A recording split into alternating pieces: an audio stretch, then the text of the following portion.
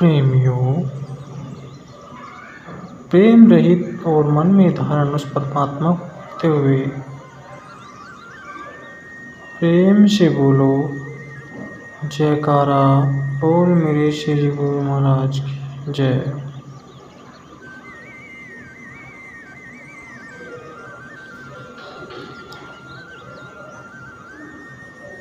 गुरुमुखो,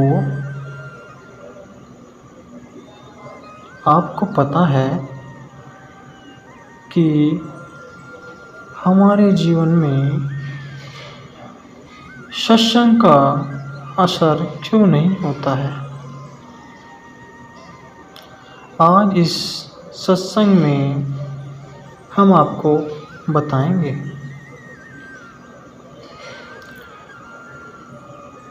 सत्संग के वचन को केवल कानों से नहीं बल्कि मन की गहराई से सुनना चाहिए। वचनों को हृदय में उतारना और उस पर आचरण करना ही सत्संग के वचनों का सम्मान है। एक बार की बात है, एक शिष्य अपने गुरुजी के पास आकर बोला, गुरुजी, हमेशा लोग प्रश्न करते हैं कि सत्संग का असर क्यों नहीं होता है। मेरे मन में भी यह प्रश्न चक्कर लगा रहा है। गुरुजी बड़े प्रेम भाव से बोले, एक घड़ा मदिरा लेकर आओ।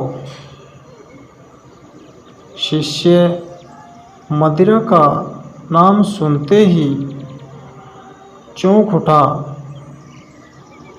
गुरुजी और शराब वह सोचता ही रह गया। गुरुजी ने कहा, सोचते क्यों हो, जाओ एक घड़ा मदिरा लेकर आओ। वह गया और एक मदिरा का घड़ा ले आया। गुरुजी के समक्ष रखकर बोला, आज्ञा का पालन कर लिया है गुरुदेव मैंने। गुरुजी बोले, यह सारी मदिरा पी लो। गुरुजी ने कहा, एक बात का ध्यान रखना, पीना और शीघ्र कुल्ला कर देना।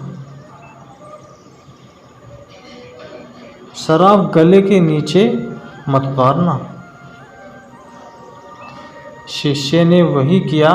शराब मुंह में भरकर तुरंत रोक देता। देखते देखते घड़ा खाली हो गया। फिर आकर गुरुजी से कहा, गुरुदेव, घड़ा तो खाली हो गया है।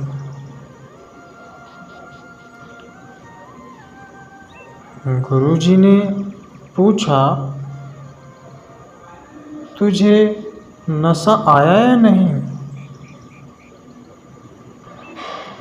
तो शिष्य बोला, गुरुदेव, नशा तो बिल्कुल नहीं आया। गुरुजी बोले, अरे मदिरा का पूरा घड़ा खाली कर गया और नशा नहीं चढ़ा? शिष्य ने कहा, गुरुदेव, नशा तो तब आता जब मदिरा गले से नीचे उतरती। गले के नीचे तो एक बूंद भी नहीं गई, फिर नशा कैसे चढ़ता? अब गुरुजी ने समझाया, बस फिर सत्संग को भी ऊपर से सुन लेते हो, गले के नीचे उतारते नहीं। सत्संग व्यवहार में आता नहीं तो प्रभाव कैसे पड़े। सत्संग के वचन को केवल कानों से नहीं मन की गहराई से सुनना चाहिए। वचन को हृदय में उतारना और उस पर आचरण करना ही सत्संग के वचनों का सम्मान है। 5 पहर धंधा किया, 5 पहर धंधा किया, 3 पहर गए सोए। 5 पहर धंधा किया, 3 पहर गए सोए। एक घड़ी ने सत्संग किया तो मुक्ति कहाँ से होए। बोलो जयकारा, बोल मेरे श्री गुरु महाराज की जय।